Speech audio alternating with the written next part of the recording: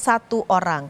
Total 37 penumpang saat ini masih yang terluka dengan kategori ringan ini masih dirawat di rumah sakit, di 4 rumah sakit yang tadi telah saya sebutkan, saudara.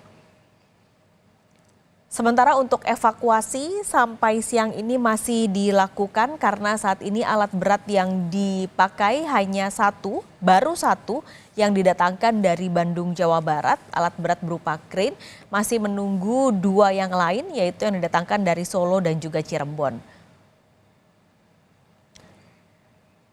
Kita akan kembali berbincang siang ini, saudara. Saya masih ditemani pakar transportasi Joko Setiawarno. Pak Joko, selamat datang kembali setelah beribadah sholat Jumat. Kita ngobrol lagi terutama untuk evakuasi, Pak Joko. Ini kan alat beratnya cuma 1 ya, 2 masih nunggu cukup jauh dari Solo, sama 1 lagi dari Cirebon yang jaraknya juga agak jauh dari lokasi ini. Kira-kira akan berapa lama ini selesai? Kalau sampai saat ini masih 1 saja krennya. Ya, ini kan di single track ya. Kalau di double track biasanya track satunya masih bisa digunakan untuk evakuasi. Jadi kalau yang single track seperti ini paling tidak nanti kan dilepas satu persatu. Kalau itu keretanya masih bisa berjalan. Jadi kalau lihat tadi kan ada juga yang anjlok, itu juga harus dinaikkan dulu. Sehingga nanti tinggal yang yang crash itu akan dievakuasi. Tapi ini dilepas dulu satu persatu, biasanya seperti itu. Atau kalau ada kren yang kuat, jadi bukan kren yang khusus yang kereta, pokoknya ada kren lainnya yang kuat, dia bisa menggunakan jalur sebelahnya. Karena ini kan sebenarnya persiapan untuk double track. Namun apakah tanahnya itu kuat sekarang untuk menerima beban itu jadi perhitungan juga. Jangan sampai nanti ini ada yang mobil kren ya, tapi nanti malah ikut anjlokan juga. Jadi perhatikan seperti itu. Tapi kalau dia masih menggunakan krennya kereta api, memang harus menunggu.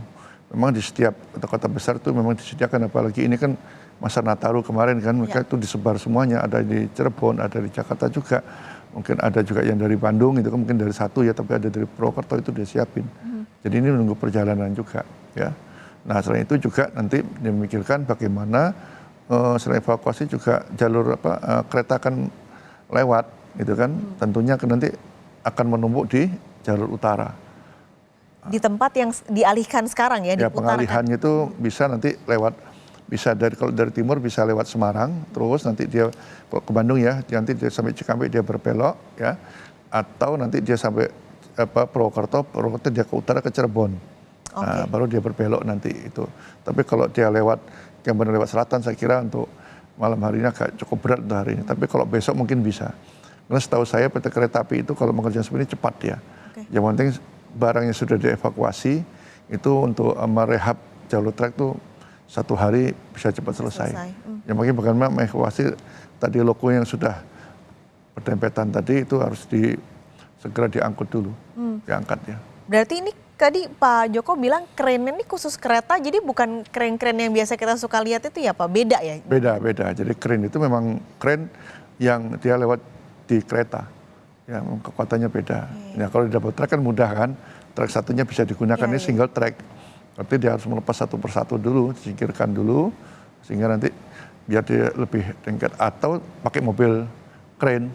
Tapi yang melewati jalur darat. Ya, jalur darat. Nah, tapi harus dipastikan tanah sebelah ini harus kuat juga kan. Nah, ini kan masih persiapan untuk double track sebenarnya, sejauh mananya. Jangan sampai tadi saya bilang, mobilnya bisa masuk, tapi ngangkat, ini kan berat juga tuh. Bisa loko itu 20 ton itu bisa beratnya.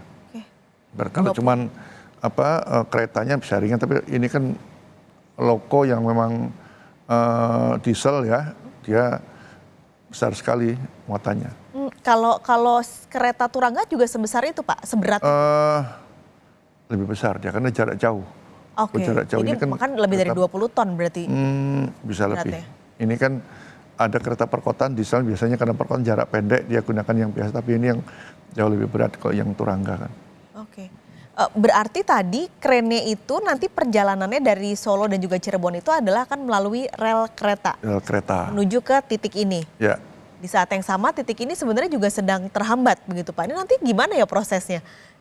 Masih bisa, makanya saya bilang nanti disingkirkan dulu ya kereta itu. Disingkirkannya berarti dengan kren yang sudah ada sekarang? Nah kalau itu kan bisa dilepas nanti satu persatu, ditarik ke stasiun terdekat aja.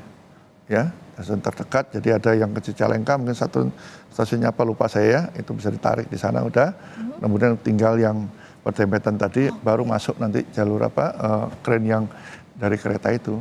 Ini kalau Cirebon dia lewat utara kan, dia bisa lewat Bandung masuk, atau dari Bandung juga masih bisa. Atau tadi yang kalau dari Solo tentunya dia lewat selatan. Berarti saya bisa gambarkan ini ada dua proses Pak. Ada satu proses adalah pengangkatan gerbong-gerbong yang anjlok. Yang anjlok dan yang mungkin tidak anjlok disingkirkan dulu. Oke, disingkirkannya adalah bisa dengan cara ditarik tadi bisa. dengan kereta lain menuju ke stasiun terdekat. Yang terdekat aja diungsikan istilahnya, diungsikan dulu masih mungkin. Sehingga pada akhirnya rel tersebut kosong ya Pak. Kosong, dan tinggal yang mungkin tadi yang saling benturan aja, sisanya di situ. Oke. Ini juga yang mungkin ini gambaran juga untuk orang awam karena ini kan hal yang tidak bisa hanya dilakukan oleh orang-orang yang secara teknis melakukan hal ini begitu Pak.